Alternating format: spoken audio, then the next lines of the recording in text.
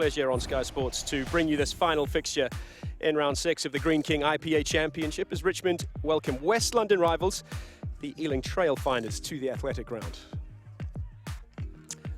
And we are coming towards the end of round 6 in this championship. Bedford tight winners on Friday nights.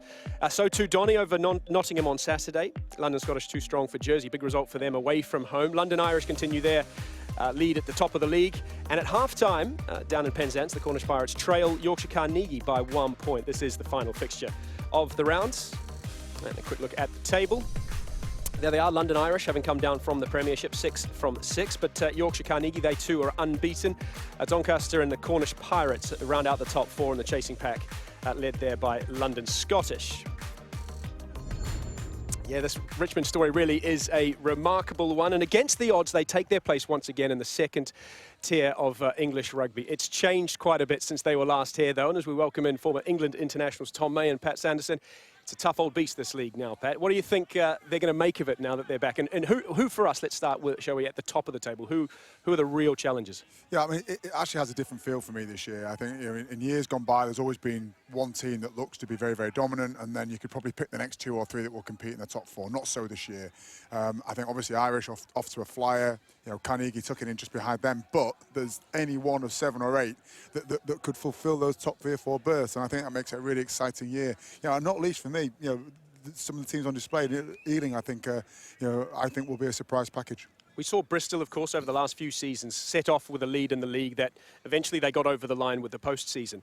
Do you think that'll be the case this year with Irish, or do you think it'll be a tighter overall league?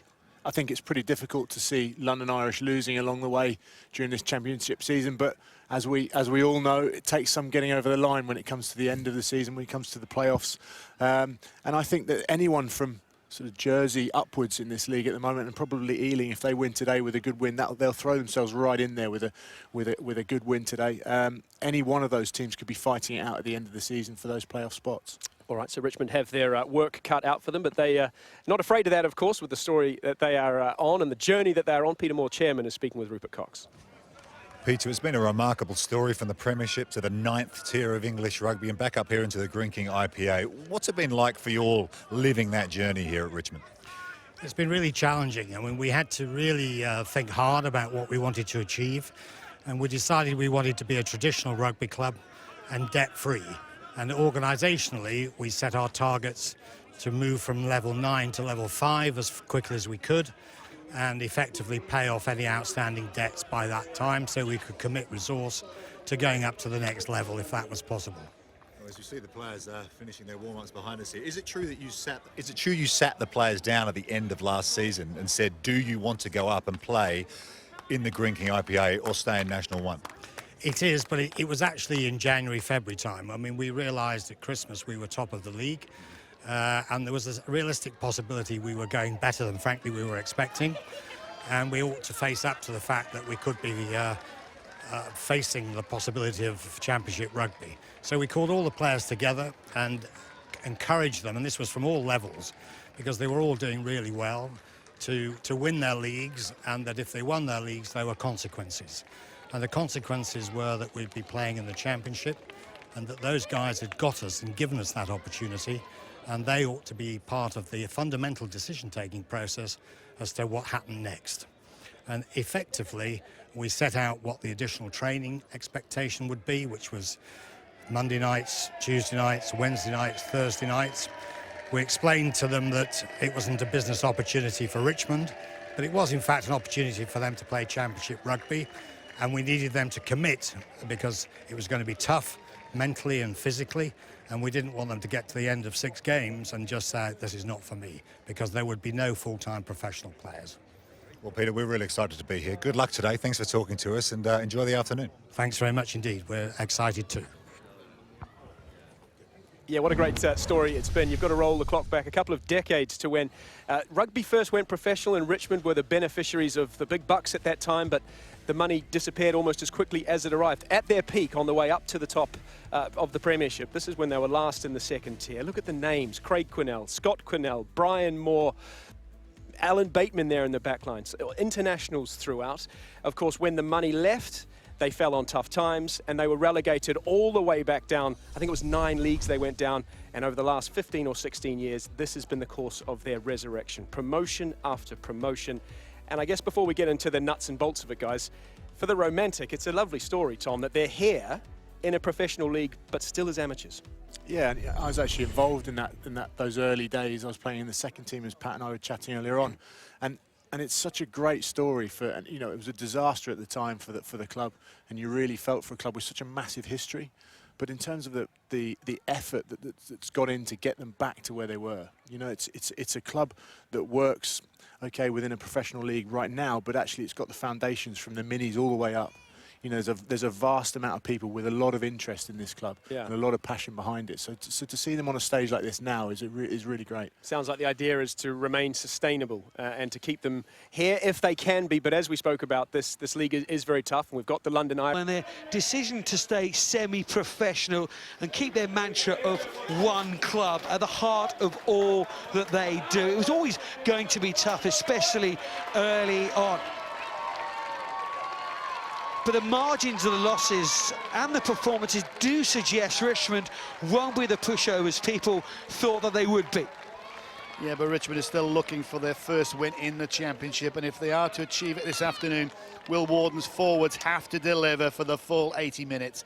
Running out of steam has been their problem. They must be 100% professional in their attitude, that coming from a very proud bunch of amateurs. Down on the pitch side, as ever, truffling around for information, is Pat Sanderson.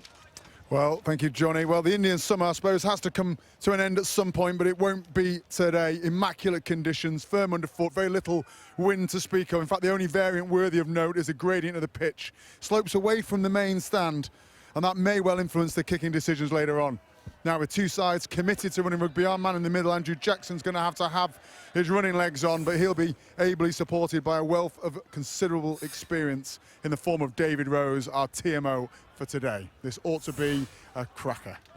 Years in the rugby wilderness. Now Richmond are back, and today against their near neighbours, Ealing Trailfinders. Two clubs trying to establish themselves at the top end of English club rugby.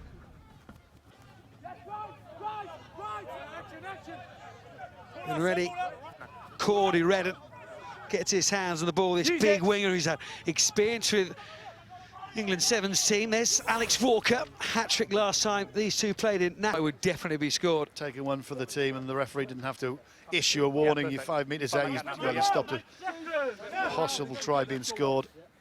And now they've got an opportunity, Richmond. They really need now to make a numerical advantage pay. Yeah, and this is a big scrum for Richmond. Ali Lyon took an absolute kicking on the last scrum. He's got to hold his side up on this one if they're going to launch an attack.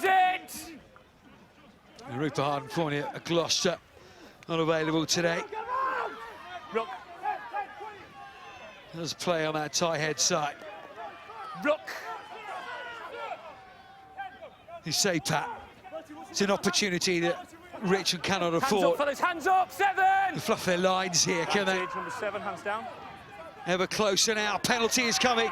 It doesn't matter though, because it looks like the try has been scored, but we will check with the television match official. Rose, you got me? Over to David Rose. Try yes or no, please. Try yes or no, thank you. Chris Davies are getting the pats on the back, but I think he just shook his head, so they're not going far. He doesn't think he scored it.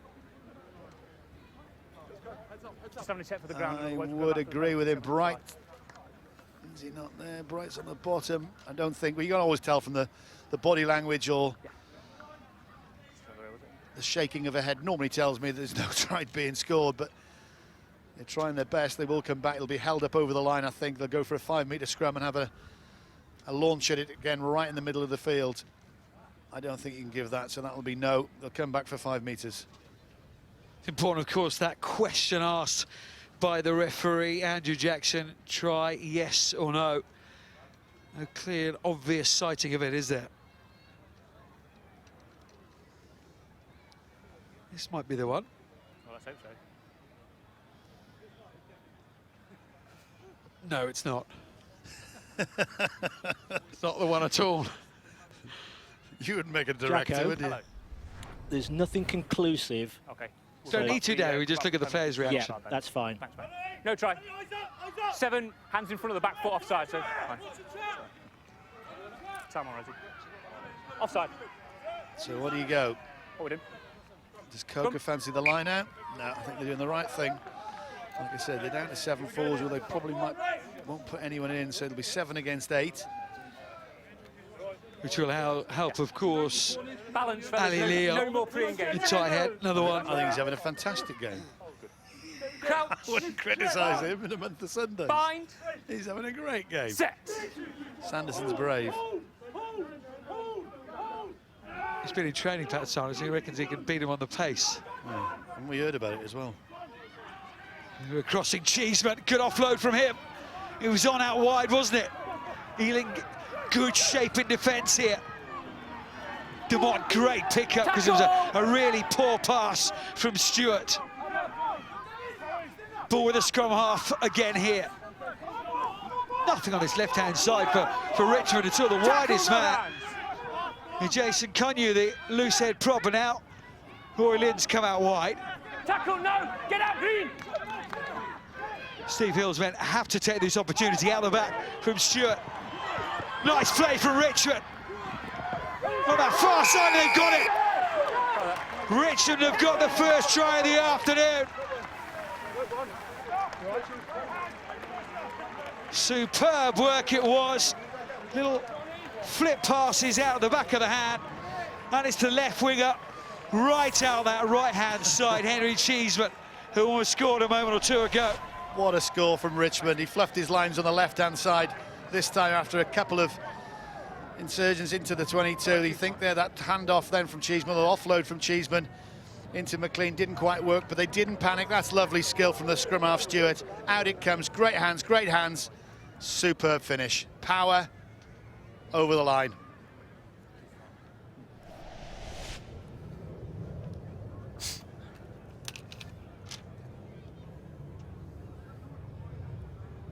Rory Lynn looks to add the 2 points.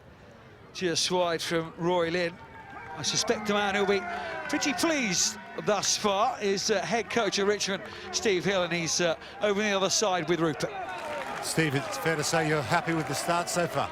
Yeah, no, I think we've had a good first 20 minutes. I'm really pleased with the scrum. It's given us a really good set piece, and we've come to play, and I think we've shown some threats. I thought we showed a lot of patience there before that first score. So it's a good solid start, but there's a long way to go yet. They seem to be putting the ball in the air quite a lot. Your back three are going to get lots of catching practice. No, absolutely. And we've worked on that this week, sort of thing, and we've just got to make sure. When we actually win the ball, we look pretty good. And when we drive and find that edge, we're in daylight, aren't we? So when we roll, let's go together. Okay? So find the edge, go together. Pull your mate, don't go alone. And bust our balls, and we will get some points, boys. Guys, nothing for us to worry about there. The defensive ball done really well. Okay, it's really, really good.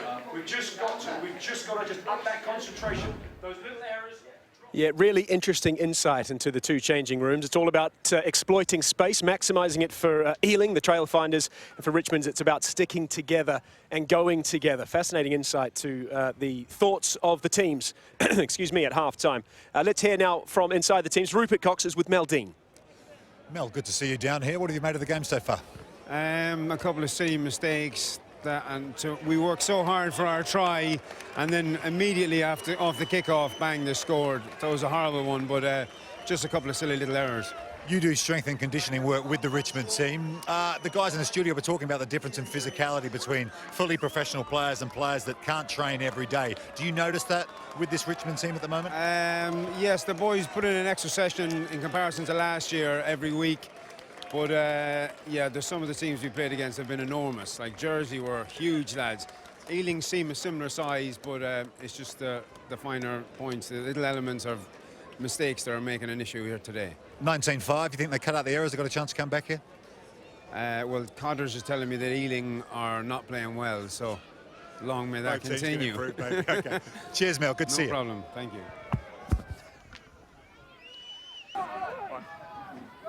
Half-decent defence from Ealing. Yeah, it was good defence from Ealing. They spun off, they sort of broke away Richmond, but Ealing had it well marshalled. Let's go, keep it on. That's all the ball is. It's Will Warden who slips it inside to Sam Stewart, and they got their try. Well, it is character and spirit which has brought this Richmond side to this championship, and it's character and spirit that's enabled them to get over the line there, and it's the scrum half, Sam Stewart. England under 20 star, well played, mate. You've stuck at your task today. You haven't had much to go on. You marshalled your forwards, you tried, and all of a sudden you got a bit of luck. Will Warden there breaking off, and had the dexterity to pop the ball back inside. And as every nine knows, he knows where that try line is. He can sniff it. He's talking to his forwards. There's Warden just going up the blind side. He can't make it himself. There you go. That's a good offload. That's a good finish. Bright was all over him, but he gets underneath. Well done.